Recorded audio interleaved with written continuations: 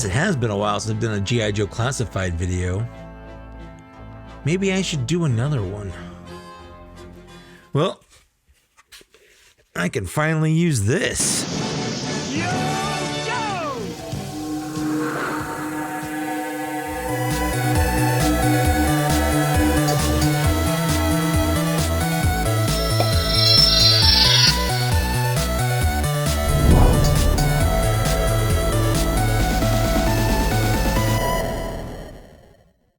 Hi there, I'm Mike, and what I have for you today is a video where I ramble on about my thoughts on the G.I. Joe Classified series. First announced back in February of 2020, just before the world as we knew it ended, G.I. Joe Classified wowed me with their first figure, Snake Eyes. I even did a review on it. You can go watch that if you want. And here we are, 2 years later. Have they topped that Snake Eyes? Have my opinions changed on Snake Eyes? Do I still like the line? Well, I'm making a video on it, so let's take a look at what's happened since then. I'm going to start by saying that if you're just now thinking of getting into G.I. Joe Classified, now is pretty much the perfect time to start. It's not just a good time to start collecting, it's the best time to start collecting G.I. Joe Classified. And yeah, I know I'm sounding like a commercial, but I'm honestly just really hyped for the line right now, and I kind of want to share my excitement. I promise Hasbro they're not giving me any money for this, and I'm okay with that. First, there's the HasLab HISS. This has been like the main thing to kind of spark my excitement. You have just under a month left to jump on this, and you do not want to miss out. I'm not even saying this as a way to get you to buy it. I mean, like, they don't need it. It's already funded. It's already fully funded, and all the tiers have been unlocked. But you don't want to be there a year and a half from now and be one of those people that's thinking, oh, I shouldn't have missed out on that. If you can afford it, it'll be worth it. It's not just the working treads, it's not just the working lights or the projected Cobra logo that shines on the ground or the seat belts. But it does come with all those, and as the recording, it has 4 figures. It has 3 HISS vehicle crew members and a retro-styled Cobra commander with the classic Mickey Mouse era Cobra emblem on his chest. So while everything's already unlocked, you still have plenty of time to jump in on this, and they don't charge until the campaign ends on August 12th. Again, you really don't want to miss out on this. The second reason I have for now being the best time to get into G.I. Joe Classified is that the line took time to find itself, and now we're at the point where it pretty much has. While the 00 Pulse exclusive Snake Eyes I reviewed was great, he was the best of the early Joes, way better than the regular mass retail release Snake Eyes that was released in the first wave. There are a few things the line really had to figure out, but has since recently come into its own. The first issue was the choice in figure designs. The figure designs and weapon choices were divisive, to say the least.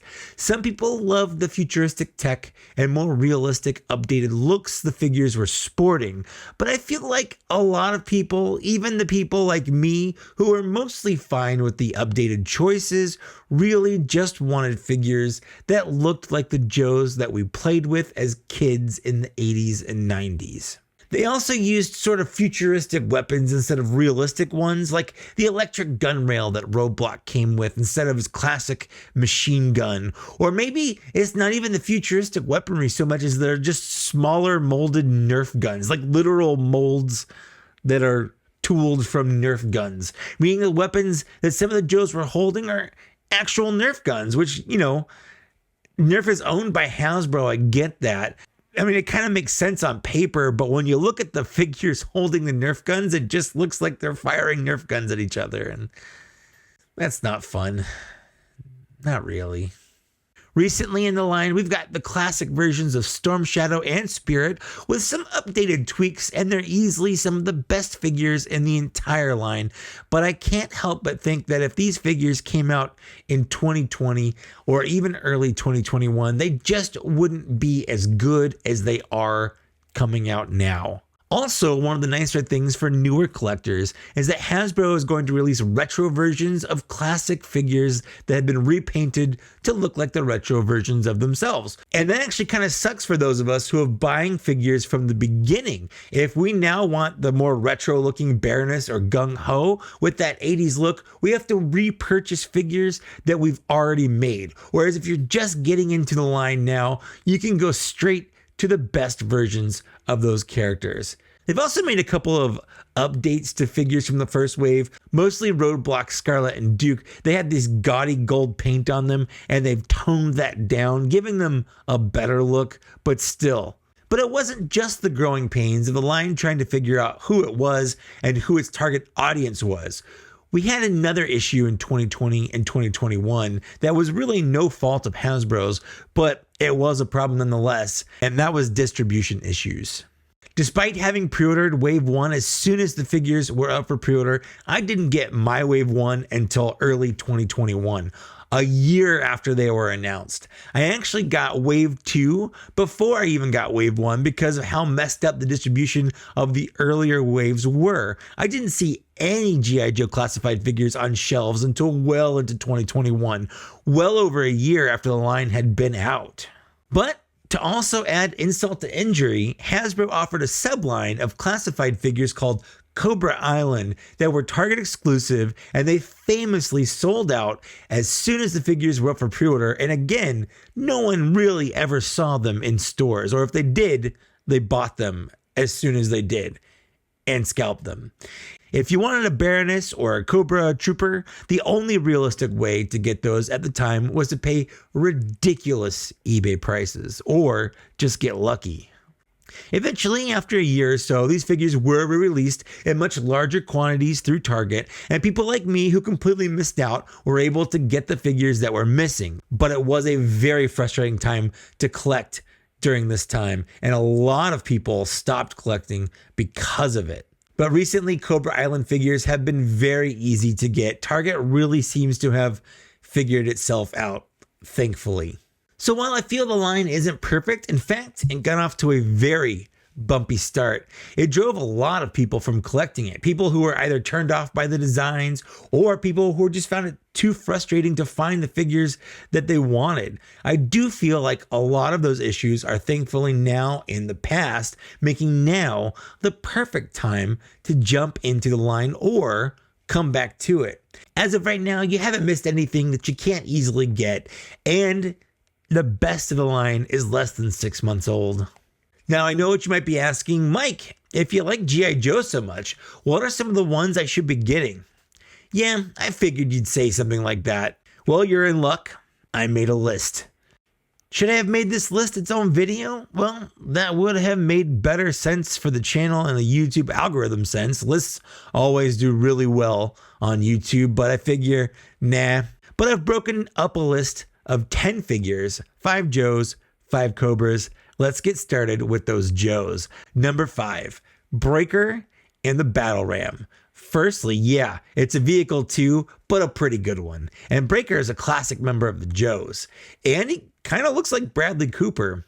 I never really had Breaker as a kid, and I kind of wish that he had a communications backpack, but I still love the set. It was a Target exclusive from the Cobra Island subline, and it may be hard to find now, but it's worth it if you do. Number 4, Barbecue. I don't know what it is with this figure, but he's been one of my favorites since I was a kid. Maybe it's the orange coloring, maybe it's the full-on spaceman firefighting suit, or the helmet that looks like it's part of a mask figure. He's another Cobra Island Target exclusive, but I remember this one being a lot easier to get, and he's worth it.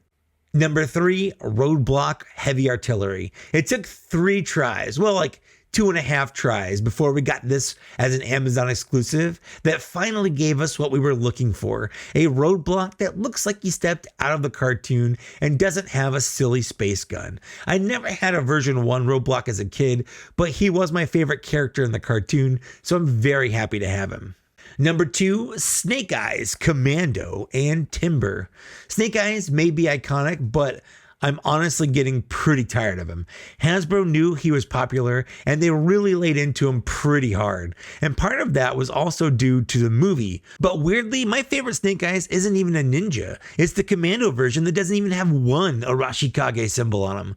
But he comes with a ton of weapons and his best companion ever, Timber, who is the real star of the set. Timber is the goodest boy. And then number 1, we have Spirit Iron Knife and Freedom. Sure, this may be my newest pickup from the line, but it's easily and hands down the best. And it's not even close, at least from the Joe side. I love that he's a sharpshooter now. I love the updated look that still calls back to his original look. And Freedom is somehow an even more gooder boy than Timber is. These wings are majestic. So those are the Joes. Let's move on to Cobra, saving the evilest for last. Number 5, we have Crocmaster and Fiona. Yeah, I may have a thing for animals in this line. Honestly, Crocmaster's fine. He's not even my favorite Joe, but you get this for Fiona. Fiona is one of the absolute best toys I own, and her little babies she keeps in her mouth must be protected at all costs. Number 4, Prophet Director Destro. Listen, I know he's not going to be on everyone's list, but he's on mine. The audacity of this figure's existence is just too outrageous. He's got leopard print. He's got sunglasses. He has burning money. If you don't like this, you just don't know how to have fun with your evil guys. Why settle for boring, normal Destro when you can have a fabulous Destro? Number 3, Cobra Officer. Another one that just came out, but compared to the previous 2 offerings of Cobra Troopers, this one blows them all out of the water. He looks like more of a normal Cobra Trooper you'd see in the cartoon. He comes with regular weapons that aren't Nerf gun molds, and I don't know, I really, really love it. Number 2, Battle Android Trooper, or BAT. There wasn't a world in which this wasn't going to be on the list. I know there are a lot of people out there where this is their number 1 figure, and they would be right to do so on their lists. But this one is mine, and he's a number 2, but only just barely not number 1. The Bat was the bee's knees when I had the figure as a kid in the 1980s, and he's whatever is the equivalent to the bee's knees now in 2020. I don't know, like things tend to be cyclical, so it might just be the bee's knees again. I have no idea. And number 1, we have Storm Shadow. I knew I would like Storm Shadow, but I didn't know I would love Storm Shadow. I don't super love ninjas. I mean, I did as a kid, but I'm an adult now, and I'm trying to put childish things away from me as I collect toys as a 40-year-old adult. He's everything I wanted Storm Shadow to be, except for maybe a little bit more on his hands and forearms than I'd like. But if you want him to have a little bit more plain hands and forearms, you're in luck. The retro Walmart version won't have those, but I don't care. This guy rules.